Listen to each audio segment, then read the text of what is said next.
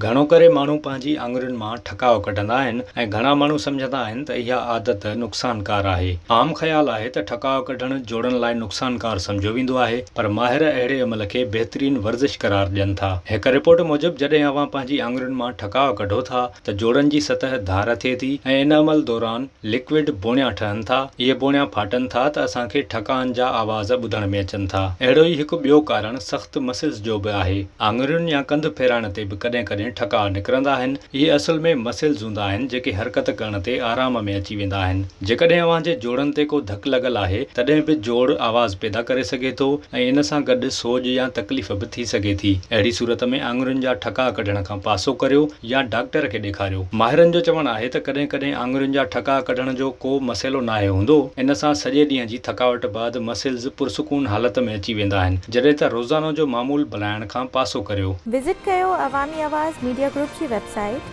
awamiawaz.pk